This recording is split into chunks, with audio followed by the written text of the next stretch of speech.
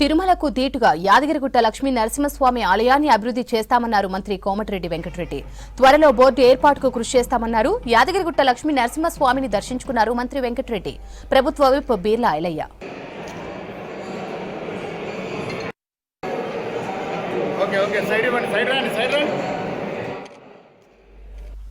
మంత్రికి ప్రభుత్వ విప్కు పూర్ణకుంభ స్వాగతం పలికారు ఆలయ అర్చకులు, ఆలయ అధికారులు. దర్శనం తర్వాత ఆలయ ముఖ మండపంలో వేద ఆశీర్వచనం చేశారు వేద పండితులు.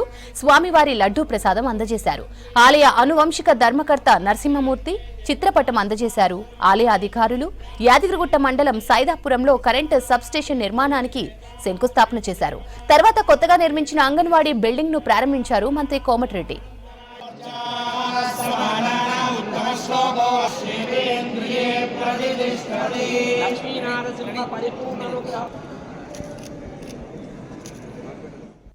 గారు ఎమ్మెల్యే విప్ డిసిసి ప్రెసిడెంట్ ఆ లక్ష్మీనరసింహ స్వామి ఆశీర్వాదం, మీ ఆశీర్వాదం, ప్రజల ఆశీర్వాదంతో వారు 3 పనులు నిర్వహిస్తూ ఈరోజు అభివృద్ధి కార్యక్రమాల్లో భాగంగా సైదాపూర్లో సబ్స్టేషన్ కానీ, ఆలయంలో సబ్స్టేషన్ కానీ, అంగన్వాడీ సెంటర్ కానీ వివిధ అభివృద్ధి కార్యక్రమాలతో పాటు కింద మాట్లాడుతాం రాజకీయం కాబట్టి పైన మాట్లాడదు కాబట్టి కింద మున్సిపల్ ఎన్నికల ప్రచారం కూడా ఈరోజే ప్రారంభిస్తున్నాం.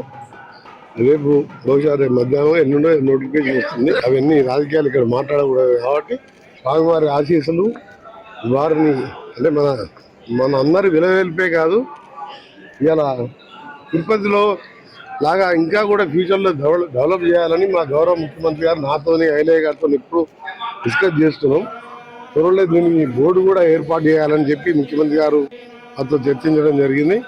ఇప్పటికీ ఐలయ్య గారు ప్రత్యేక శ్రద్ధ తీసుకొని గతంలో 100 సంవత్సరాల కలిసి ఆచారాలన్నీ కూడా పైన నిద్రించే డార్మెంటరీ నుంచి మొదలు పెట్టుకుంటే టాయిలెట్ నుంచి మొదలు పెడితే ఆటోలు కూడా బ్యాన్ చేద్దాం, వాటికి కూడా పర్మిషన్ ఇచ్చి ఇక్కడే నిద్ర చేస్తాడు, ఇక్కడనే కొబ్బరికాయలు కొడతాడు. ఎంత సాంప్రదాయాన్ని అన్ని ప్రారంభించడం, ఇంకా కూడా అభివృద్ధి కార్యక్రమాలు చాలా ఉన్నాయి. మేము డిస్కస్ చేసుకున్నాం ముఖ్యమంత్రి గారితో, స్వయంగా ముఖ్యమంత్రి గారు ప్రకటిస్తారు.